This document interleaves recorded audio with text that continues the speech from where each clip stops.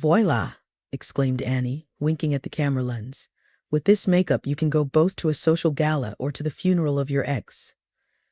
Annie laughed at her own black joke, then sent an air kiss to the camera and turned it off. After that, she sighed heavily, as if carrying the entire vault of heaven on her thin shoulders, like the mythological Atlas.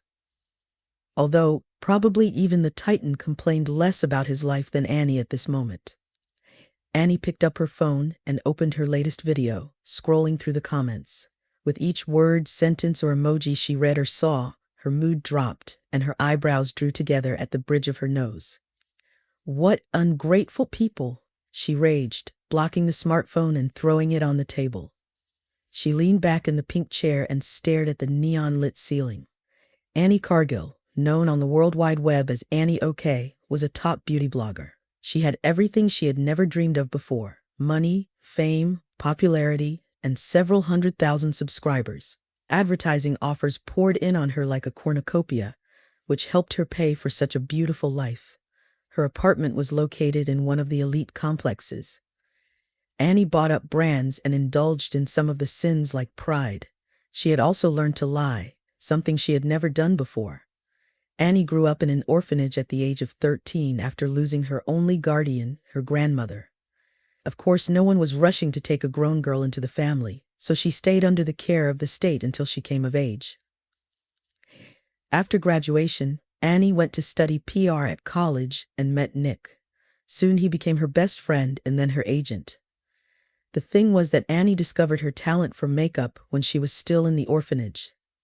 There, she often painted the girls with dried mascara, an Amiga set of shadows that smelled like latex gloves.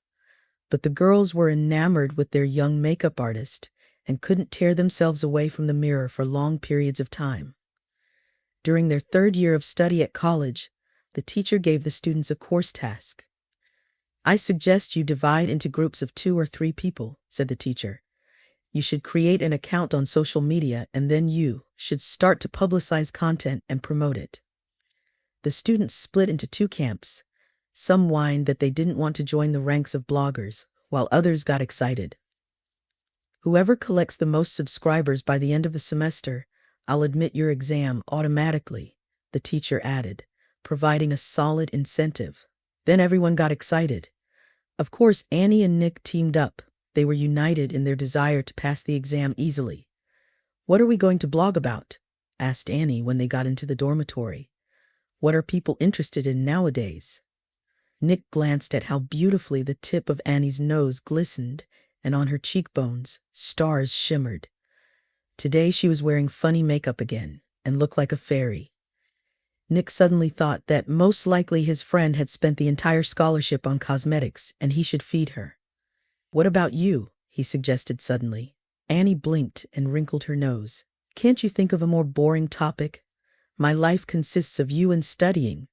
I live in a dorm with a mean roommate. One of them steals my cookies, by the way." Nick snorted with laughter. "No, I'm serious, Annie. You asked what people were interested in. There are many teenagers on the internet. You could show off your makeup, tell about your past, share your thoughts. You are much more interesting than many such bloggers." At the time, Annie only laughed.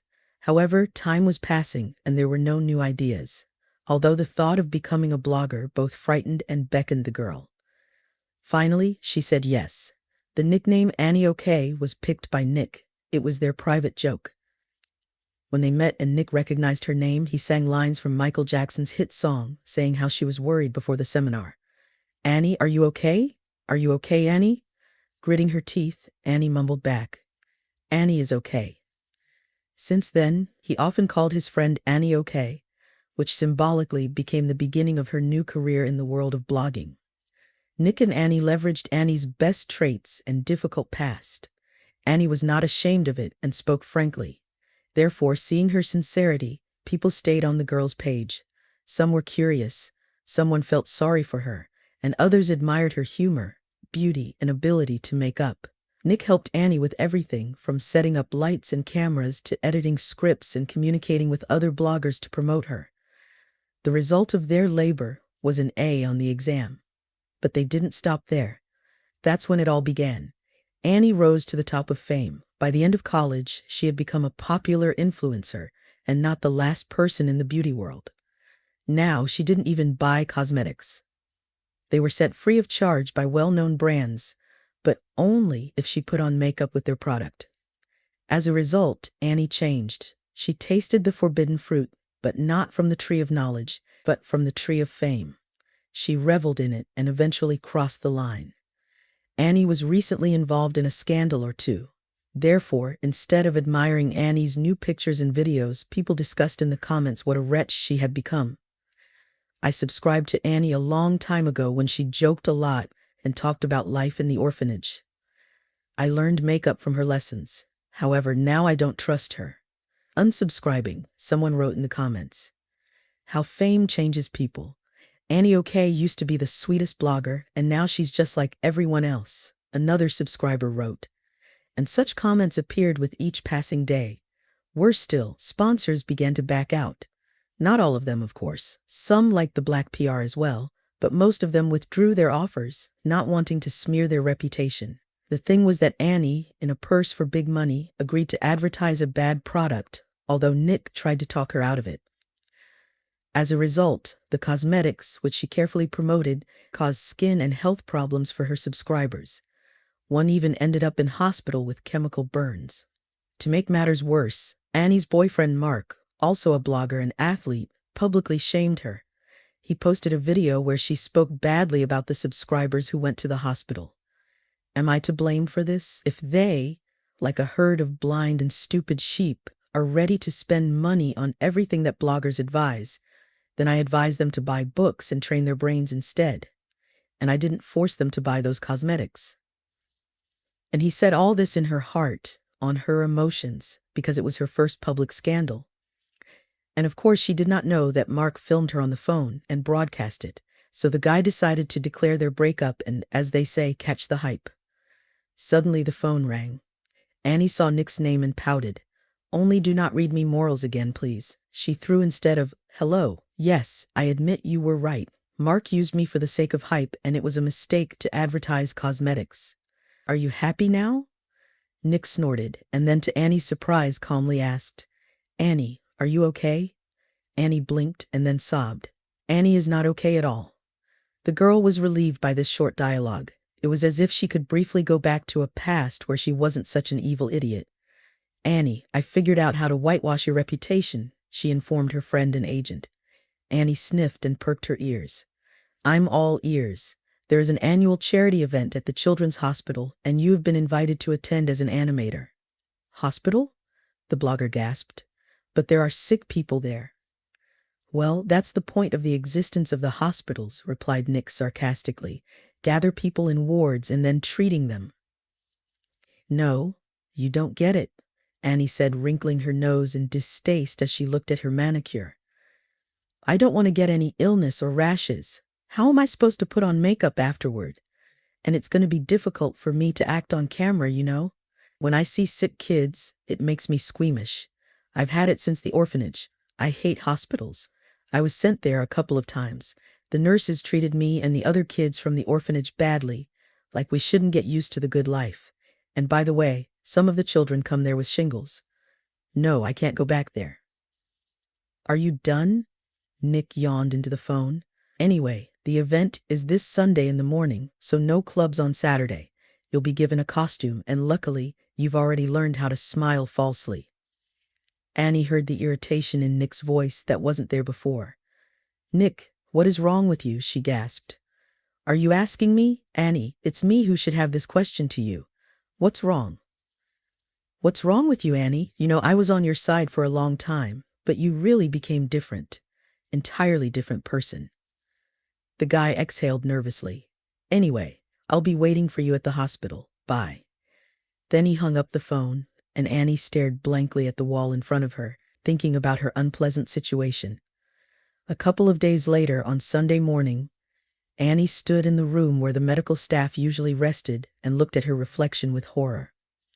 It's a complete nightmare, she grumbled, looking at the fairy costume.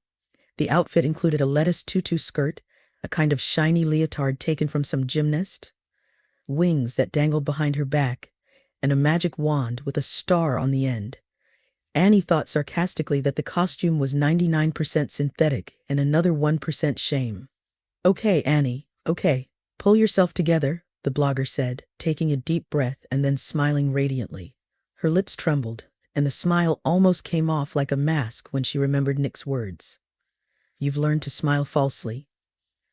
The combative attitude nearly left Annie, but she picked herself and her wand up and walked out into the hospital corridor. The children were gathered in the playroom. Animators were already walking among them. A pirate, a panda, and a princess. The fairy slipped into the crowd and began posing for the cameras. She smiled at the children, rubbed their hair, and even hugged some of them, feeling a strange feeling. Annie didn't like it here. She felt bad. It was like she was looking into her past. Suddenly, among the clamoring, enthusiastic patients of the children's hospital, she noticed one girl with short hair and wearing old clothes. She sat on the sidelines, watching the festivities like a spectator, not wanting to participate. During the whole time, the girl never smiled or said a word. Annie squinted at the child, feeling vaguely uneasy, as the little girl looked at the fairy with a pensive gaze. "This is a silent one, Molly. She doesn't talk," said the nurse who was standing next to the blogger. "Really?" Annie blinked. "Why, from birth?" The nurse shrugged her shoulders. "I don't think so. She is from an orphanage. They're all like that there, with peculiarities," she remarked, then blushed thickly and looked at the blogger.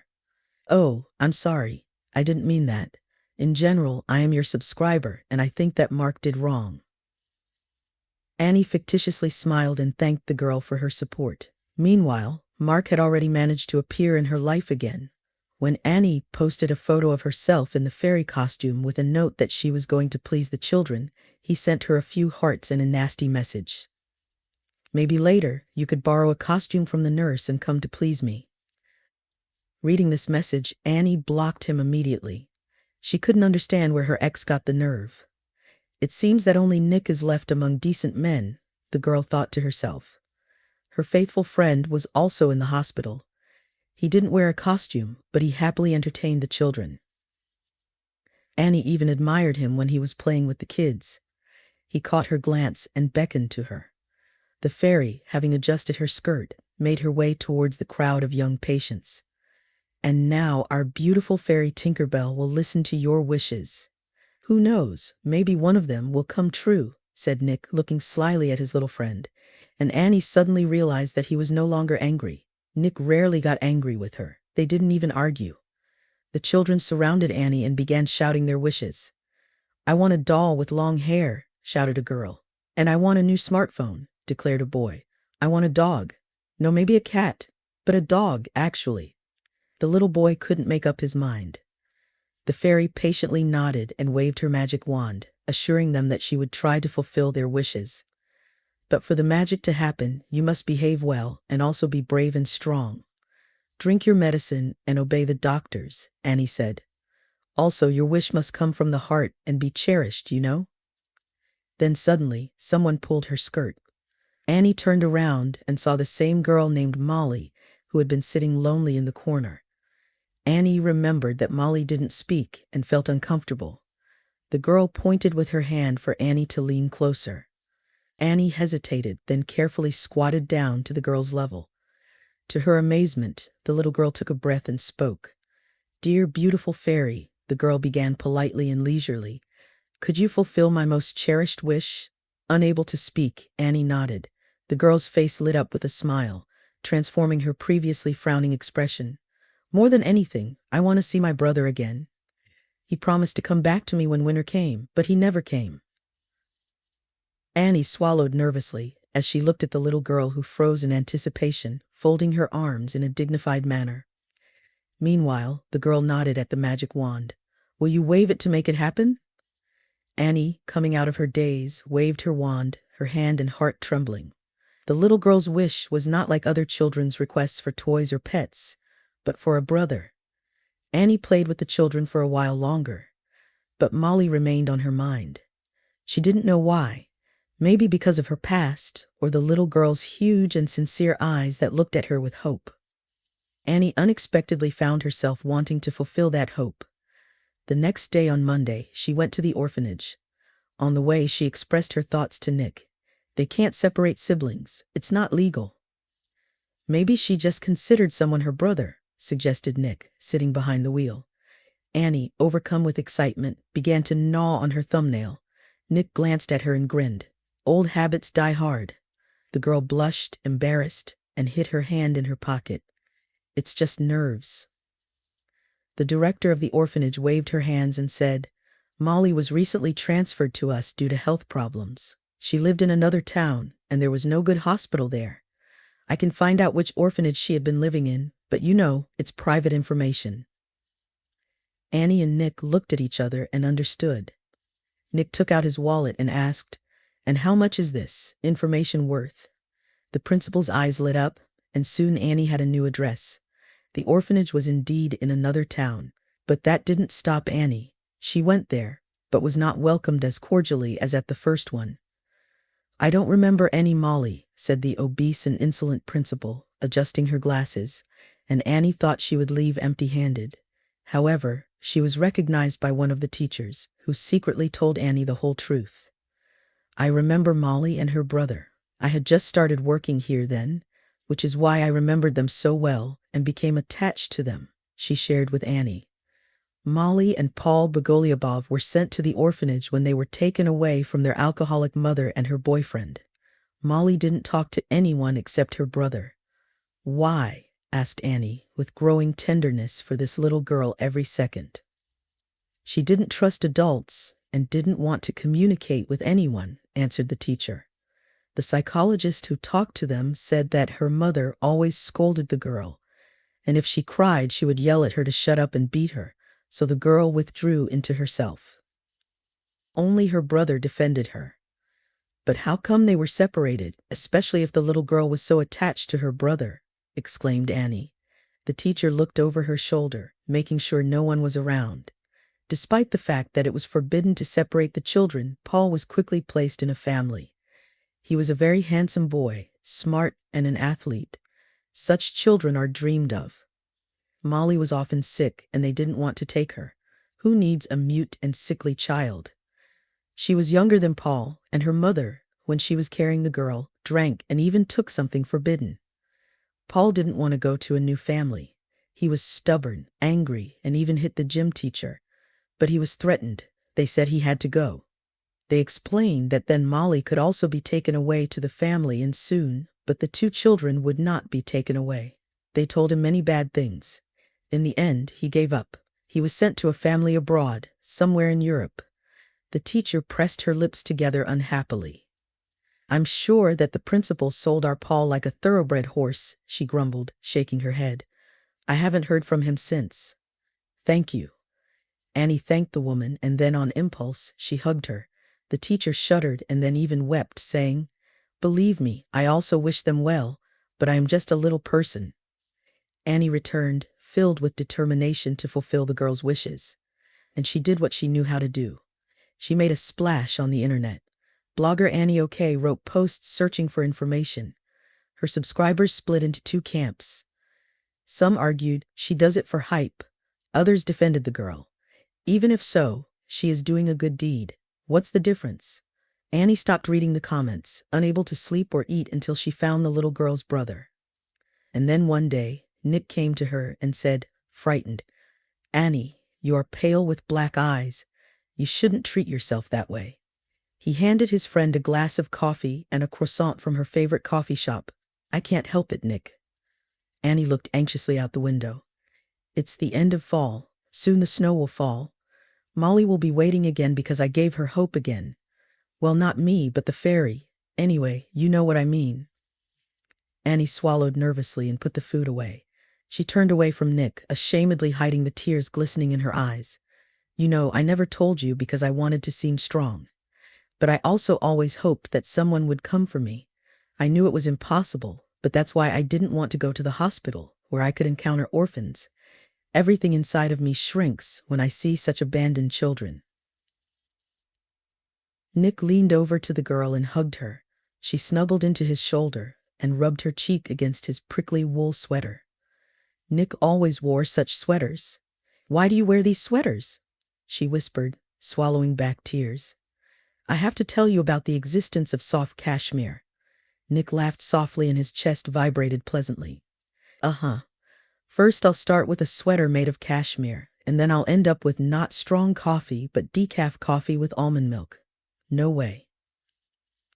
Annie snorted with laughter and raised her gaze to Nick. Their eyes met, and her heart did a somersault.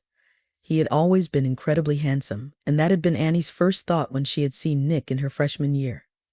She had even fallen in love with him, but she preferred to remain friends. After all, it was much easier to lose a lover than a friend. Now, however, something had cracked, fractured, and changed. The air felt heavier, and the scent of fresh coffee mingled with the guy's perfume with woody notes. Annie's breath caught when Nick touched her lips with his gaze, and then looked into her eyes again. His brown eyes darkened. "Annie, I want to say a long time ago in general," he began huskily, and at that moment Annie's phone rang. She abruptly pulled away from her friend and grabbed her smartphone. "Hi," she said nervously, then jumped up. "What? Really? No way. Yes, of course it is. Yes." When she hung up the phone, tears were streaming down her cheeks. "Nick, I found him," she whispered, and then she threw herself into the arms of her best friend. "He lives in Germany, and he was looking for his sister, but when she was transferred to our city, the string broke. He was so nervous and seemed happy. I can't believe it. It worked." Nick only sighed, holding Annie close to him and thinking about the fact that his confession had failed again. However, he had been waiting for this moment for many years and could wait a little longer. "Molly, you have visitors," the teacher called the little girl. She was leafing through a book lying on the floor.